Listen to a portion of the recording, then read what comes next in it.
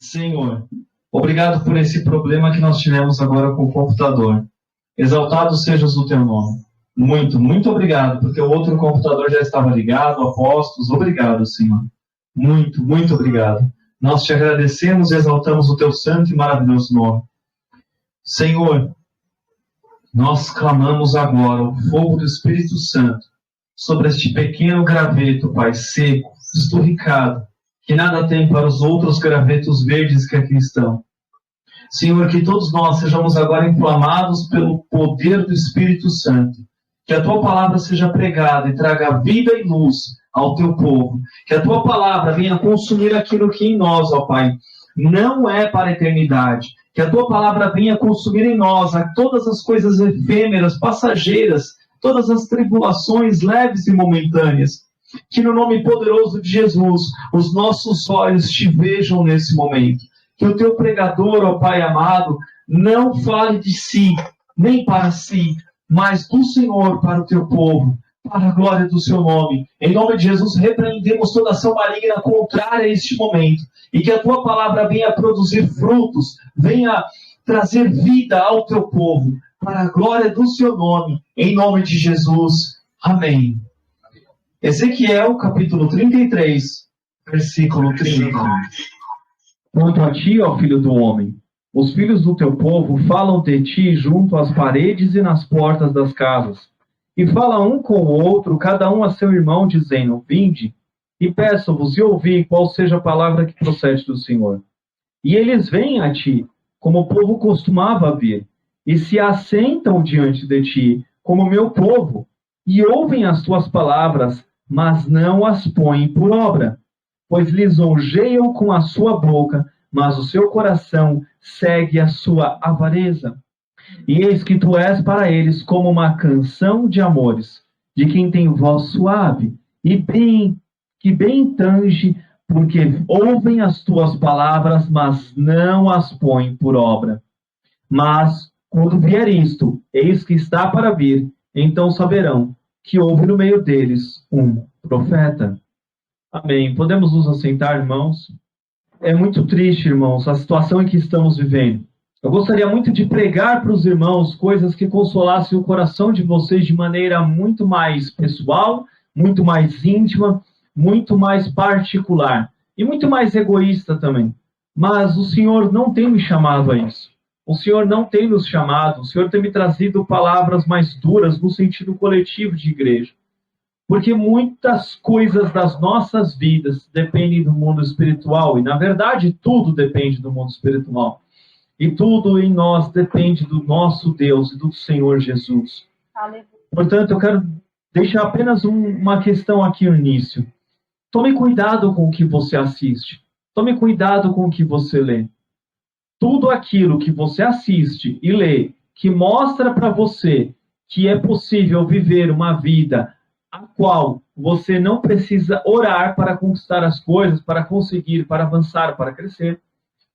Aquilo que você assiste, que não precisa de Deus, que tudo dá certo sem Deus, são fábulas de Satanás, as quais vão sendo suplantadas na sua mente, no seu coração, e ao longo do tempo, repetidas de maneira enfática, contínua, vão te levar a esfriar na fé. Ou vão te ajudar a pensar na oração e na busca de Deus como algo menor do que você fazer as coisas pelo seu próprio braço. Este é o triste fim da igreja dos nossos dias. Portanto, essa palavra em Ezequiel, ela me trouxe um alerta. Eu fiquei pensando muito naquela palavra que está, se eu não me engano, em Jeremias ou Isaías, eu não me recordo agora, não anotei ela aqui, que esse povo me busca com seus lábios, mas o seu coração está longe de mim. É Isaías. Isaías, onde Mateus 15:3, Jesus cita essa passagem. E quando eu estava em oração, Deus me trouxe essa palavra de Ezequiel, que é muito semelhante àquela. Porque o versículo 31, ele diz: E eles vêm a ti, como um povo costumava vir, e se assentam diante de ti, como o meu povo, e ouvem as tuas palavras, mas não as põem por obra, pois lisonjeiam com a sua boca, mas o seu coração segue a sua avareza, ou segue distante deles, distante de Deus, longe de Deus. Não está aí para Deus. Portanto, irmãos, nós temos algo terrível hoje acontecendo na igreja, que se não houver um avivamento, haverá um enterro. E eu não digo um avivamento como muitos têm buscado, um avivamento de dons de cura, um avivamento onde uma pessoa fala em língua, simplesmente, ela rodopia, um avivamento, ou então um avivamento à moda mais tradicional, onde as pessoas vão conhecer a palavra de maneira intelectual e vão viver uma vida piedosa e santa. Não, amados. A igreja precisa passar por um avivamento de revivificar o amor a Deus e às Escrituras. Na Europa, nós temos uma igreja pós-cristã, onde não existe mais igreja. A Europa é pós-cristianismo. A Europa não tem mais igreja. A Europa morreu, ela definhou o cristianismo ali. Mas, irmãos, eu sinto que no Brasil não é isso que vai acontecer. Não é. Se nós não nos arrependermos dos nossos pecados como igreja e dos nossos pecados particulares, nós vamos ver uma igreja que vai continuar existindo, vai continuar grande, com templos suntuosos, e a tendência é que isso cresça. Porém, são igrejas às quais não haverá pregação da palavra, não haverão verdadeiros convertidos, e apenas pessoas que estão ali por interesse no Deus nas bênçãos de Deus, mas não no Deus das bênçãos. Portanto, a desolação da igreja ela é iminente, caso não haja um arrependimento de pecados. Eu tenho visto coisas terríveis, terríveis, que me doem a alma e o coração. Coisas as quais as igrejas, pregadores, colocam ali um podcast com uma pessoa que é de uma seita, e ali ainda está escrito: venha descobrir o segredo dos judeus para a prosperidade. Faça o curso tal, pague tanto. Um outro diz assim, um outro apóstolo, suposto apóstolo, diz assim: venha consultar o seu mapa profético de vida, como se fosse um mapa astrológico. Não, e ainda é caro. Ele não fala o preço no vídeo que eu vi, e ele diz: não, eu não vou dar esse mapa profético para ninguém. Se você não tem condição de ter agora, se você está desempregado, é porque Deus não abençoou a sua vida. Portanto, peça a Deus a bênção do emprego e depois você vem comprar um mapa profético. É desse jeito, irmãos. Misericórdia. É triste.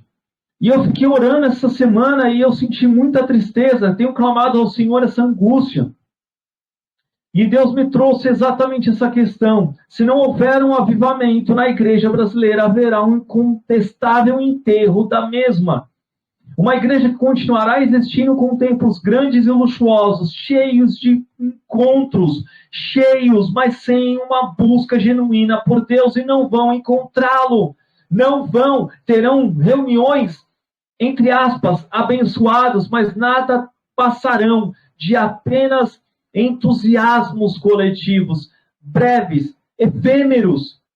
Se não houver uma mudança, nós entraremos em uma iminente queda espiritual, por mais que hajam mais e mais locais de adoração, pseudo-adoração, pseudo-busca, e por mais que hajam pseudo-adoradores. Portanto, vamos ao que diz a palavra. O versículo 30 diz assim: quanto a ti, ó filho do homem, os filhos do teu povo falam de ti junto às paredes. Uma pausa.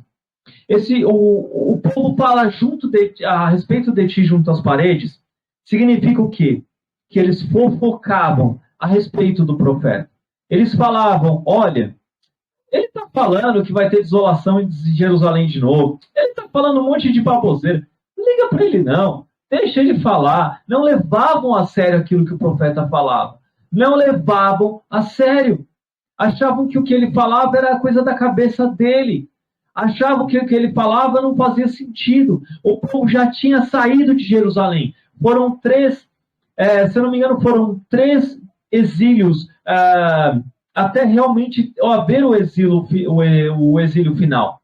Portanto, houve um primeiro, o qual Ezequiel e uma parte do povo já havia saído. Houve um segundo e depois o terceiro definitivo, onde Nabucodonosor destruiu o templo por completo e definitivamente. Onde depois o povo ainda foi fugido para o Egito, onde Jeremias foi carregado para o Egito por esse povo. Então, nós estamos aqui em um meio termo de tudo isso. No meio de tudo isso, as coisas ainda estão acontecendo. O templo não havia sido ainda tão completamente destruído. Mas quando isso acontece, Ezequiel havia acabado de receber a notícia que sim, ele havia sido destruído. Versículo 21 e 22 de Ezequiel 33. E sucedeu que no ano 12º do nosso cativeiro, no 10º mês, aos 5 do mês, veio a mim um que tinha escapado de Jerusalém, dizendo: a cidade está ferida. Apenas esse versículo. Então, Ezequiel estava dizendo: vai ser tudo completamente destruído, o templo vai ser destruído, a glória de Deus já foi retirada do templo, Deus não está mais lá. E em outros capítulos aqui, Ezequiel fala o porquê, o pecado do povo dentro do templo, onde muitos achavam que seria oculto, onde a falsa adoração estava. Era triste essa cena para Ezequiel, e não havia ninguém que clamasse por esse povo. Portanto, o profeta continuava e continuava e continuava pregando. Porém, eles eram falsos com o profeta. Eles muitas vezes não levavam a sério aquilo que o profeta falava. E é interessante que aqui ele diz que eram como canções de amor. É muito importante que hoje em dia nós temos no homeschooling uma prática de criar canções para as matérias, para ajudar na memorização. Isso não é novidade, isso vem justamente da forma de educação judaica. Isso vem justamente da educação clássica. Clássica por quê? Porque é antiga. Isso é uma prática antiga. Criar músicas para memorizar passagens bíblicas, coisas que se aprendiam. E muito provavelmente Ezequiel poderia ter criado músicas para trazer ao povo coisas para que eles memorizassem, não se esquecessem. O povo poderia até cantar essas músicas, o povo poderia conhecer essas músicas, mas, irmãos, tratavam isso como uma canção de amor. Como é uma canção de amor? Uma canção de amor, você sorri, você fica feliz, oh, ela me ama, eu amo ele, etc. É todo um romantismo que, nossa, traz amor, aquela coisa leve, aquela coisa tranquila. E era exatamente assim que o povo tratava aquilo que Ezequiel dizia. Por mais terrível que fosse, por mais absurdo, por mais catastrófico que fosse, onde o povo deveria lamentar, chorar, se arrepender, ficar em pânico, em angústia, eles tratavam como algo ameno, tranquilo, suave, sem importância. Portanto, o versículo 31 vai dizer o quê? E eles vêm a ti, como o povo costumava vir, e se assentam diante de ti. Eles buscavam o profeta, eles iam até o profeta.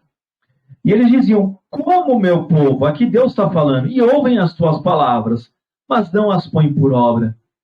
Eles ouvem a palavra do profeta, mas não as põem por obra. Irmãos, a palavra obra aqui, que vem do verbo da palavra assá, do hebraico, é um verbo que significa executar, fazer, realizar, completar.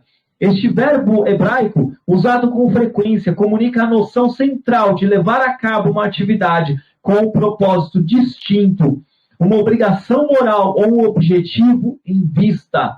Ou seja, eles não colocavam aquilo que o profeta dizia como objetivo, como uma obrigação, como um propósito. Opa, peraí, nós estamos errados, o profeta está dizendo isso, vamos caminhar como o profeta está falando. Não! A palavra do profeta não mudava em nada a vida deles, e eles não mudavam por causa das palavras do profeta. Não adiantava, não fazia cosquinha, não fazia nenhum efeito neles. Eles continuavam duros como uma rocha, como um coração de pedra. E aqui continua o versículo 31. Pois lisonjeiam com a sua boca, mas o seu coração segue a sua avareza. Ou seja, eles falavam bem diante do profeta. Eles tratavam o profeta bem. Porque lá eles viram o que aconteceu por tratarem mal Jeremias. Aqui, ok, vamos tratar bem o profeta. Mas não adiantava, era hipócrita.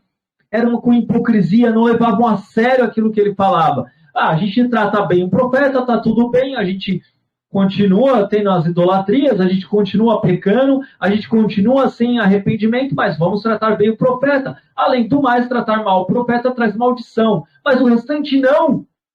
O restante não. E olha o que diz aqui, o coração deles segue a sua avareza. O coração, irmãos, é o ser interior. Vem do verbo hebraico de leb. Mente, vontade, coração, inteligência, a parte interior de todo o ser. É uma forma de uma outra palavra, que é lebab.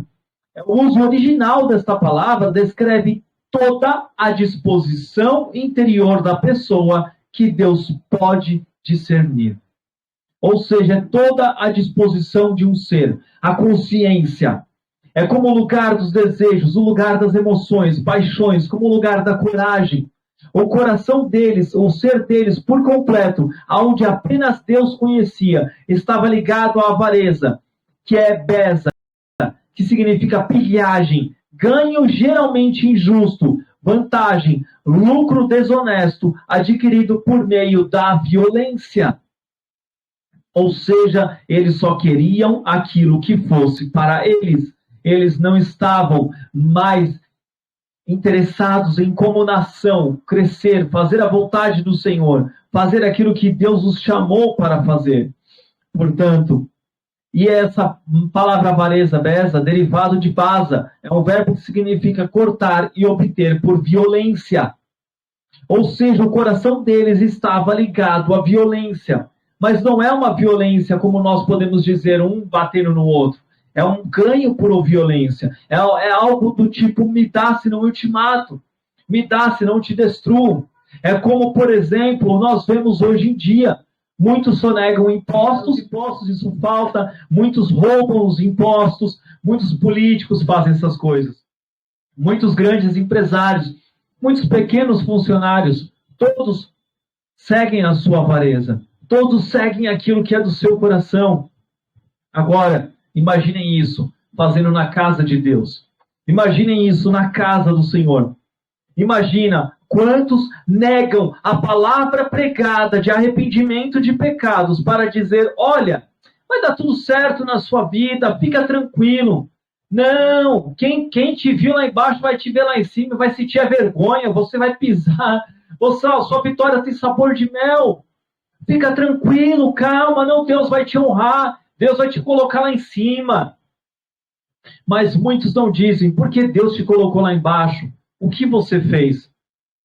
Avalie-se o homem, examine-se o homem, examine-se o homem. Quanto nós temos nos examinado à luz das Escrituras? Nada. Não tem sido pregado isso e muitos negligenciam isso. Portanto, o versículo 33, ele vai nos trazer algo terrível. Mas quando vier isto, eis que está para vir. O que está para vir? Vamos ler o versículo 22 ao 29. Aquilo que o profeta já vinha avisando em outras passagens, mas nós vamos ler o que está escrito aqui.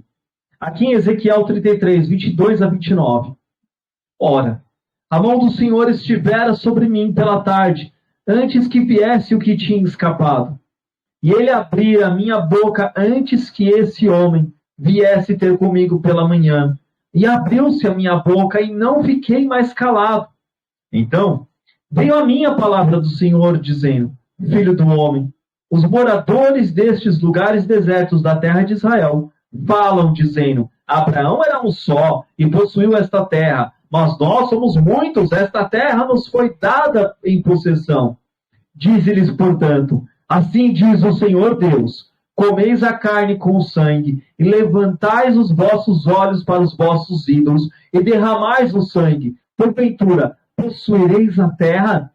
Vós vos estribais sobre a vossa espada, cometeis abominação, e cada um contamina a mulher do seu próximo, e possuireis a terra? Assim lhes dirás, assim disse o Senhor Deus, vivo eu, que os estivera em lugares desertos cairão a espada, e o que estiver em campo aberto o entregarei às feras, para que o devorem, e os que estiverem em lugares fortes e em cavernas morrerão de peste. e tornarei a terra em desolação e espanto, e cessará a soberba do seu poder, e os montes de Israel ficarão tão desolados que ninguém passará por eles. Então saberão que eu sou o Senhor, quando eu tornar a terra em desolação e espanto, por causa de todas as abominações que cometeram. Ou seja, as abominações do povo não passaram imunes. Não passaram impunes, e logo em seguida veio o cativeiro final, veio a destruição final de Jerusalém. E aqui o versículo 33 diz o que? Eles irão ver isso. Eles irão ver. E eles viram. Eles viram que aquilo que o profeta disse. Agora, meus amados, Apocalipse 3:19. Abra comigo, por favor. Deixe marcado Ezequiel 33. Abra comigo Apocalipse 3:19. Muitos dizem que o Deus do Antigo Testamento não é o Deus do Novo Testamento. Muitos dizem que o Deus do Antigo Testamento era um Deus mais irado, e o Deus do Novo Testamento, ele é mais tranquilo, mais sossegado, mais de paz e amor. Será? Será que Deus mudou de um testamento, de uma aliança para outra? Ou ele apenas mudou, apenas transformou o acesso nosso a ele? Mas ele não muda. Não muda. Apocalipse 3:19 diz assim: eu repreendo e castigo a todos quantos amo. Sê, pois, zeloso e arrepende-te. Aqui, apenas esse versículo. Aqui é uma palavra para a igreja de Laodiceia. Muitos afirmam, é um consenso, que as 7 igrejas do Apocalipse, ela tem muito a ver com momentos e períodos históricos da igreja ao longo da sua história. E que agora estamos vivendo um período da igreja de Laodiceia, rica, porém pobre, miserável, pobre, cega e nua, porque não tem as vestes celestiais de santidade. É pobre porque, mais rica que seja, não tem a riqueza de Deus. É miserável porque, por mais que tenha comida para comer, não se alimenta da palavra. E é desgraçada, por mais que tenha templos luxuosos, não tenha graça. Está longe da verdadeira graça de Deus. Portanto, irmãos, ele repreende e castiga todos quantos ama. Sê, pois, zeloso e arrepende-te. Ou seja, se as igrejas, se nós, como povo de Deus, não nos arrependermos, haverá castigo. Haverá castigo porque Deus é zeloso, Jesus é zeloso. Quem diz isso é Jesus. Ele é o mesmo ontem, hoje e sempre. Aqui ele está caminhando entre os candelabros. Cada candelabro simboliza uma igreja. Ele conhece, o Senhor conhece cada igreja. Portanto, irmãos, o mesmo Deus que castigou Israel é o mesmo Deus que continua amando a sua igreja. E é o mesmo Deus que castiga a sua igreja por amor, para que ela se volte para ele. Igrejas com exageros, igrejas com zelo mortífero, ambas faces de um mesmo cadáver. Hoje em dia as igrejas se degladiam, chamando umas de frias e a outras de neopentecostais, de cheias de heresias. Não. Ambas, ó Deus, ambas, Senhor, ambas são dignas de arrependimento. Ambas têm buscado exageros, errado, e ambas têm buscado apenas o intelectualismo frio, mortífero. O que é errado são faces de um mesmo cadáver. O corpo é apenas um, portanto o cadáver é apenas um. Mas incrivelmente com diversas faces de uma única falsidade. Não existe divisão nesse pecado da igreja. Não existe desunião nesse frio que estão submergidas. Até quando vamos tolerar isso em nosso meio, como se não fosse conosco? Em breve todos morreremos ou seremos tragados por tradições e erros humanos, não sendo mais guiados pelo Espírito Santo. Muitos querem o guiar do Espírito Santo, mas preferem as tradições humanas. Muitos querem um avivamento, mas querem apenas emoções e arrepios.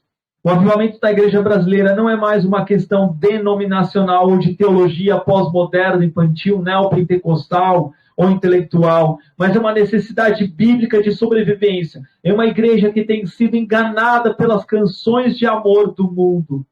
Uma igreja que tem dançado as valsas de amor do mundo. Tem dançado as valsas de Satanás. Não tem ouvido os alertas de Deus a respeito de sua noiva perdida em templos e reuniões, as quais Jesus está do lado de fora. Aqui ele está batendo na porta da igreja. Ele continua batendo, e ele não irá mais tolerar isso por muito tempo. Ele vai castigar o seu povo. Portanto, irmãos, oremos por um arrependimento. Se não houver arrependimento genuíno, não haverá avivamento. E se não houver avivamento, haverá um enterro, haverá uma destruição e uma morte da igreja. Portanto, um avivamento não de emoções nem de intelectualismos, mas de um genuíno quebrantamento do fogo do Espírito Santo, inflamando os nossos corações, os nossos púlpitos. Que uma pregação genuína e verdadeira, trazendo vida a pecadores, ela venha do próprio Deus, alimentando, destruindo o orgulho denominacional, mas alimentando o povo. Um avivamento de proporções divinas, não de medidas humanas. Ainda não experimentado por nós, mas necessitado entre nós. Nós precisamos de um avivamento. Nós precisamos clamar por um avivamento na igreja brasileira. Não é possível mais assistirmos vídeos e dar risada da desgraça entre nós. Existem muitos vídeos de pregadores ou de pastores que fazem piada com essas coisas. Irmãos, não é motivo de risada, é motivo de lágrimas, de choro e de angústia. Onde iremos parar? Quer dizer que agora a igreja virou uma piada e o mundo é sério, é melhor ir usar droga do que ficar na igreja? É isso que estamos dizendo? Ou então você quer se divertir, venha para a igreja? É isso? Não. Venha para a igreja para encontrar Jesus. Venha se reunir para ter comunhão com Deus. Venha amar o seu irmão para amar o Senhor Jesus. Venha para ser amado e amar para a glória do Senhor. O que nós queremos? Um avivamento ou um enterro? É um dos dois que irá acontecer daqui para frente. Não há mais outro caminho para a igreja do Brasil. Não há outro caminho para mim e para você. Quem vai morrer somos nós. Nós somos a igreja. Muitos batem no peito. Eu sou a igreja, eu sou a igreja. Aí não vai mais no templo. Não lê a palavra, não ora, se desvia. Mas está lá, eu sou a igreja. Você é a igreja sem ter comunhão com o Pai, sem ter comunhão com os irmãos, os quais ele disse, amai-vos uns aos outros como eu vos amei. O amor entre vós vai ser o diferencial. É triste, irmãos. É triste. Se nós somos o templo, nós precisamos entender que nós seremos destruídos. Não os locais, não prédios, não edifícios, mas os nossos corações, as nossas vidas serão destruídas no fogo do inferno, que arde sem parar. Seremos lançados, então, no lago de enxofre. Seremos, irmãos, o que queremos? Um avivamento ou um enterro? Seja aqui, seja agora ou para a eternidade. O que queremos? Eu desejo um avivamento. Eu preciso de um avivamento. Eu não quero que ninguém se perca. Nenhum dos nossos irmãos. Triste realidade é nossa. Portanto, eu convido você agora a ficar de pé. A fechar os seus olhos. Peçam perdão ao Senhor pelos seus pecados. Arrependam-se, irmãos. Arrependam-se. É triste a realidade brasileira da igreja, que não enxerga o seu pecado. É triste a realidade de quantos irmãos eu tenho encontrado que se dizem cristãos e dizem, não tenho por que eu ficar pedindo perdão, essa vida minha de pecado já passou, hoje eu vivo na graça, eu não peco mais assim, eu não preciso ficar me arrependendo. Ah, Senhor, perdoa-lhes, eles não sabem o que dizem. Senhor, em nome de Jesus, Pai, entramos na sua presença agora, clamando perdão dos nossos pecados como o teu povo que tem idolatrado homens, que tem idolatrado políticos A, B, que tem idolatrado dinheiro, que tem idolatrado riquezas, que tem idolatrado prosperidade, tem idolatrado, Pai, paz na família a qualquer custo. Ah, Senhor, pedimos perdão, Pai, pela nossa idolatria, Senhor, a Mamon, a Baal, a tantas e tantas malignidades, ó Deus, da vida moderna. Pedimos perdão, ó Pai, por idolatrarmos, Senhor, o tempo desperdiçado na internet, sem oração e sem leitura bíblica. Pedimos perdão, ó Pai, pela nossa negligência de leitura bíblica e de oração. Pedimos perdão, ó Pai, porque a nossa idolatria está nos cegando e não está nos deixando ver a palavra e o Senhor nas nossas orações. Perdão, Senhor. Perdão, ó Pai, por tantas e tantas heresias que têm a cada dia se multiplicado. Perdoa, ó Deus, por tantas igrejas que buscam prazeres da carne e outras que buscam os prazeres da mente, de uma mente intelectual, mas vazia de fogo do Espírito Santo, de transformação. Senhor, perdão, perdão, perdão, perdão. Nós agora queremos estar nesta brecha. Nós queremos clamar pelo teu avivamento genuíno e verdadeiro. Nós queremos clamar pelo fogo do Espírito Santo transformando as nossas vidas. Nós queremos clamar, Senhor Deus, visões abertas do reino celestial. Nós queremos clamar, ó Pai, os nossos filhos arderem em fogo pelo Espírito Santo e que eles não venham a ser seduzidos pelo mundo, tragados pelo poder de Satanás, mas que eles sejam, Pai, revestidos pelo poder do Espírito Santo e avancem como flechas nas nossas mãos, as quais o Senhor deu. Nos ajude a te amar, para que eles também te amem. Ajuda as nossas igrejas, ó Pai. Ajuda-nos, ó Deus. No nome santo e poderoso de Jesus nós oramos. Amém, amém e glória a Deus. Aleluia.